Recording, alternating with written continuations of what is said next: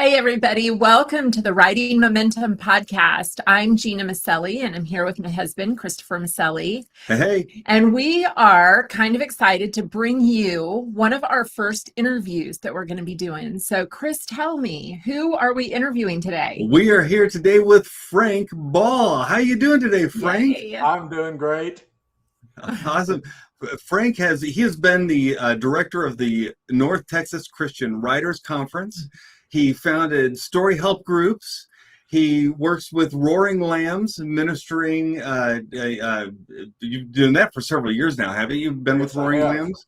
Yeah, and he's written his own books. He's done a lot of self-publishing. He's done ghostwriting. He does copy editing, graphic design. Frank was one of the first people that brought me a book that he had designed and self-published, and said, I self-published this, and I looked at it and I thought, that doesn't look self-published.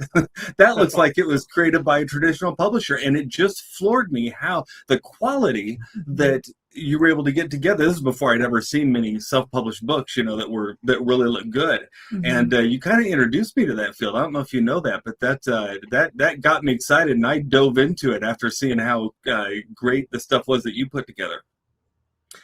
And Frank is also he's a pastor of biblical research and writing, and so he's got a lot of experience in the ministry world, but also in the writing world.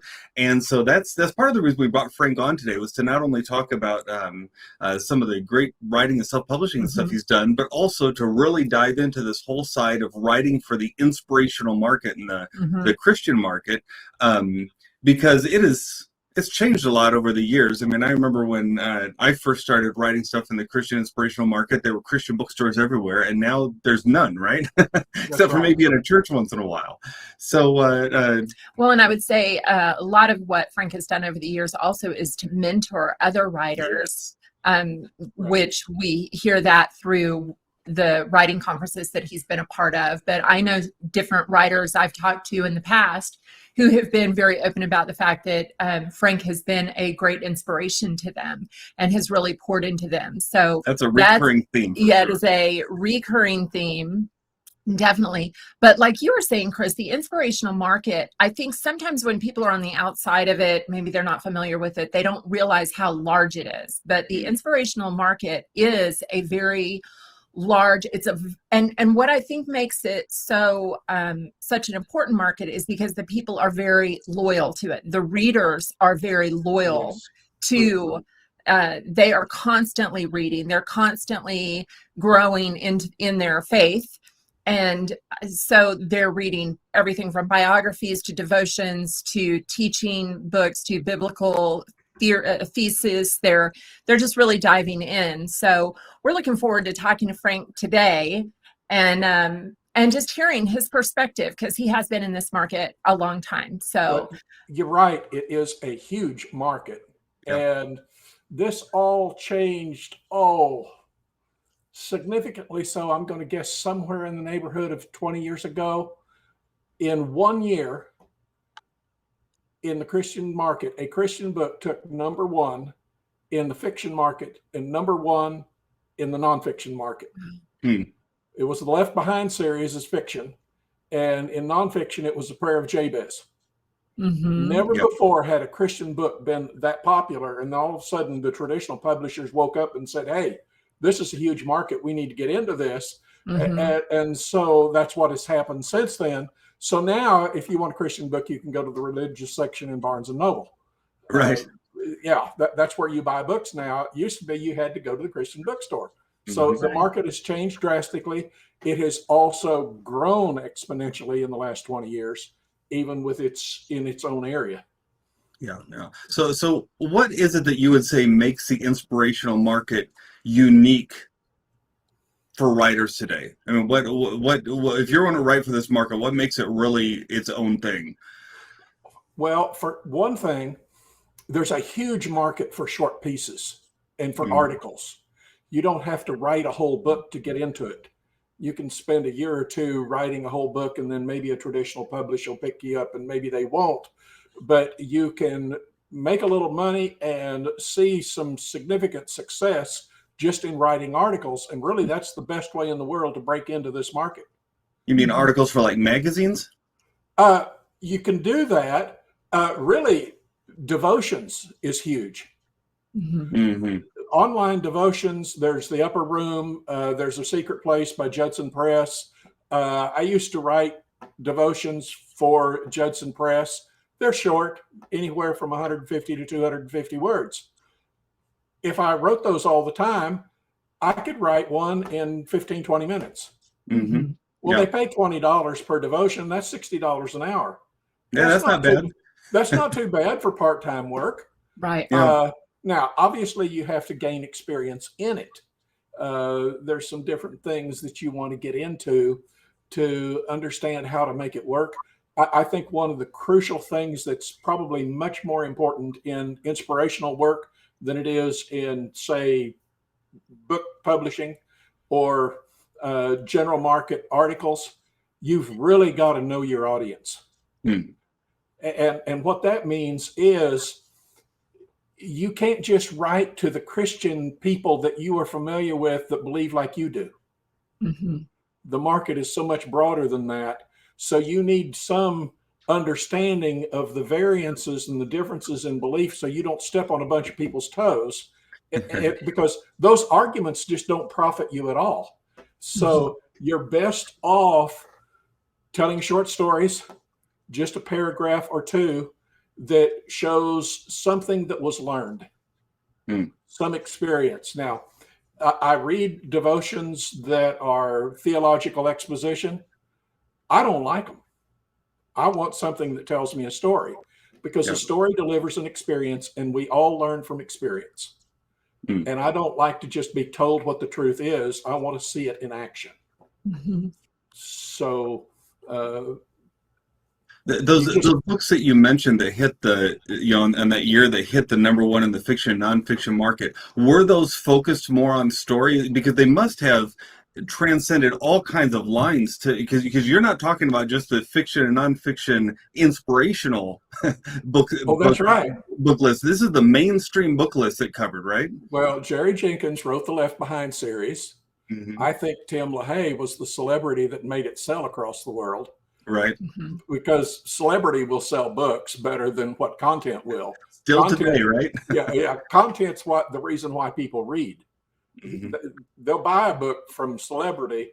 They'll read it because of the content. So it's not that the content's not important. My understanding was that the original Left Behind series was a 4-book contract. And I think it ran out to 12. Yeah. Because it was so unbelievably successful. And then children's books on that same line. Right. Oh, absolutely. There's all kinds of spin-offs. And then on the nonfiction side, The Prayer of Jabez, that followed up with The Secrets of the Vine. And so that just created all kinds of momentum in the inspirational market. Then, of course, there's Guideposts.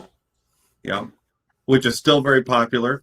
They're going to be at WriterCon too this year. We're going to see Frank at WriterCon here just in a few weeks from when we're recording this. WriterCon is a conference in the Midwest. You can find out about it at writercon.com. And I believe Guidepost is going to be there. Jim Hinch is going to be there. He's the editor. He's going to show how to pitch for Guideposts. If you're wanting to get into this market, like those would be some great talks to go to, wouldn't you say? Absolutely. Oh, absolutely. I'll get to meet him. That I'm really looking forward to that. From what I understand about Guideposts, they are interested in your story. And if your story is really good, they have writers who can make that story fit their style. Right. And they are very particular. They're very particular about their style. They definitely require you to learn. If you're wanting to be the writer for them, that's definitely something you've got to learn. But like Frank said, they do have writers that help with that. So yes. That's right. So what are some mistakes, Frank, that you see writers who are wanting to write for the inspirational market? What are some mistakes that you see them making pretty regularly? Oh, the number one, I have writers who write an inspirational piece and they want me to tell them where they can sell it. That's backward.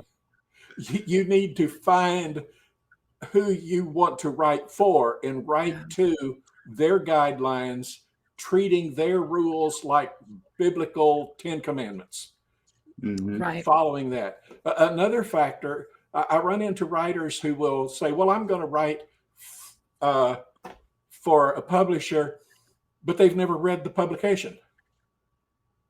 Yeah. So years ago, I was teaching a class at a school, and I did some interviews with a student, and she had been published 3 times already. She was a high school senior, and she'd already been published with a publisher that I'd already been in contact with, and I knew they had a 2-year backlog. And she'd been published 3 times.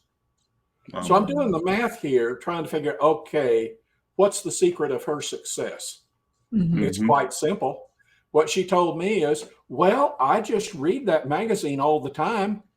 And I thought, well, I've had experiences like that. I could write a story like that. So she wrote one, sent it in, and they bought it. And then she wrote another one, and they sent it in, and they bought it. And then she wrote another one and sent it in, and they bought it. The bottom line is publishers buy what they want. Right. So your challenge is find a way to give your publisher what they want. And there's no excuse nowadays, is there, either, with the internet? Because you can go to any publisher's website usually and find the guidelines on that website and download them, and you're ready to go. You absolutely can. Now, one thing to break into this that I think is really important and costs virtually nothing is to subscribe to the online Christian Writers Market Guide. Yes. It costs $10 a year. Is that it? Wow. They used to sell that book for $30 a year. Oh, they still do. If you want a really thick book, you can pay $30. And the problem is, because of publishing time frame, as soon as it is on the bookstore shelf, it's out of date. Yeah. The Right. online publication is updated all the time. Yeah. Plus, you can search online in that, can't you? You can search online, and you can find all the different publishers, who they are, what they pay, what they're interested in. Then you can go to their website, get their guidelines, look at their publication. Yeah, all that's available now online. It takes time, but it's never been easier than it is now. That's really good. Yeah, I think anyone who wants to get into this market, like they could, if they just do a little research, and it actually, in some ways, it's not that hard if you're just wanting to try some short pieces out then, huh? But I like the idea of storytelling. You got me when you started talking about storytelling, and we're going to have you on again soon, and we're going to be talking about storytelling because you are the storytelling master, and I want to get deeper into that. Okay, well, we'll do that. So Now, it's all about effective communication with your audience, but the inspirational market, that's just really crucial. What you can't do in the inspirational market is right from the perspective of bringing your reader to meet you. You have to meet them where they are. And so that means you have to know them. You have to know how to reach out to them. It's like you got to build a bridge between author and reader, obviously. Think of it in terms of building the bridge from where they are to you, rather than say, well, here's who I am. They can just learn from me because I've got the story. You've got to be more sensitive in the inspirational world to understand what people are really interested in, what touches their hearts. So if you write something and send it in, and you get a rejection back, and you're thinking, okay, they didn't like it. Is that because it didn't follow the theological guidelines? Is it because maybe you were too heavy-handed? Is it because it wasn't, poignant enough? What should you? How should you approach that kind of thing when you get a rejection? Okay, let me be bluntly honest. I'm going to say about 80% of the rejections is because the writing's just not that good. At WriterCon, I'm teaching a class on know the reasons, not just the rules, because there are principles of communication that are more important than knowing where to place commas. So the rule is where to place your comma, but you have to know the reason of why you're placing it. Why is it this way? What makes the communication most effective? And so now, for success, beyond that, let's just suppose your writing is excellent. There's no problem with your writing. You can put together good sentences. You can begin a story with a bit of suspense or drama because you've got a character who wants something, they're facing obstacles. So now you've got a story where your character is going to learn something. Wonderful. So then it's a short piece, 250 words. You send it into, let's say, The Secret Place. The last that I worked with them, they wanted, I think, 6 submissions at a time. Wow, so really? This was back in the old snail mail days. You just mail them 6 of them. And if you get some of them back, they didn't want it. But the success here comes from just keeping that pipeline full of devotional articles. You just keep sending them. Because what I've found is you don't know which ones they're going to want for different reasons. Maybe they've already got a devotion that covers the topic in one area and it was real good, but they don't need another one. But the one that they really liked was maybe the one you liked the least, which has happened to me. I was just amazed. And then once in a while, 3 months later, I get a check in the mail. Why am I getting this check? I forgot all about sending the devotion in, but then I got a check. So you just keep sending them out and then wait indefinitely to see what happens. Another way to break into this too, it's really important to post blogs and grow an audience. On your own website? Anywhere that you want to do it. You can do it on Facebook. You can do it on different blogging sites. You can do it on your own website.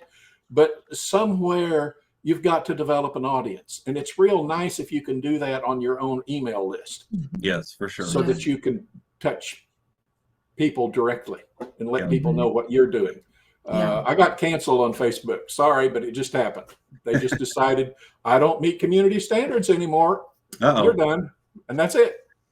But we're also often talking about how, when you're sending emails back and forth to your list, that is really building a relationship, right? It's not just marketing, right? It's not just using that list just to try and sell them books. It's building a relationship over time. And that's why it's so important to be building up your own audience so that you have people who've raised their hand and said, yes, I want to hear what you have to say, and I like it, and I want to stay connected.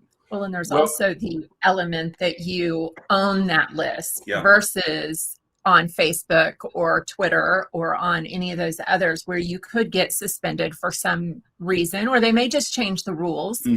Maybe it's not you who's doing something they didn't like. Maybe it was somebody else, but you just kind of got lassoed in.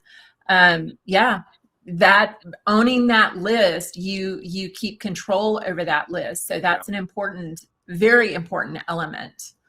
Chris and I always say that the money's in the banana stand, and the banana stand is the email list. And we say that, we're joking, but it's what it is that the value is in that list of people who have raised their hand and said that they want to be a part of, or they want to be in a relationship, just an email relationship with you.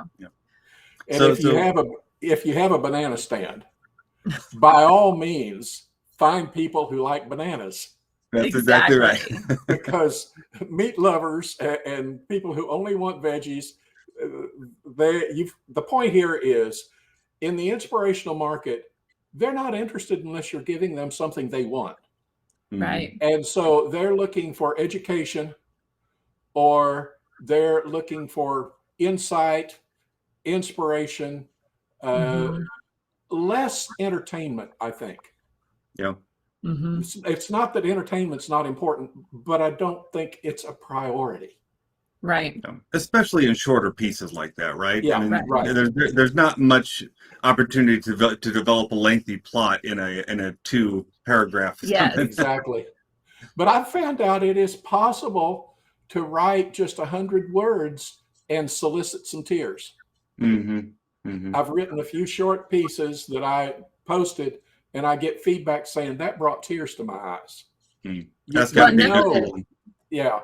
That's a great exercise too, to be able to force yourself to hold to a short word count. That is a great practice exercise. Whether you submit that or whatever, I know from one of the devotions books that I did was 240 words. Each devotion was 240 words. And you got to get in and make your point and get out. And you don't have there's not a lot of room for fluff. You got to Right. use your words and really trust your words to do their jobs. And it takes work and it takes That's right. skill to try to do that well. So Well, Frank, definitely. if people do want to connect with your banana stand and get to know you more, how should they find you online? Oh, the website is frankball.org, not com, but .org. Okay. You can go to my website. My email is just frank@frankball.org. Excellent. So you can email me directly. You can go to my website. There's a page on writing services. There's information on some of the things I do. Mm-hmm. I'm all about helping writers. I really am. And I can echo that. Frank is all about helping writers. You have a question, I know he's always happy to answer. And then also be sure to check out if you're in the Midwest and you're able to make it to WriterCon here over Labor Day. Mm-hmm. Frank is going to be there teaching, and so are Gena and I. Yes. And we would just love to see you there and meet you. Let us know you heard about it on the podcast, and we'll be sure to say hello, and we can answer questions there too, and just have some fun together. Yeah, definitely.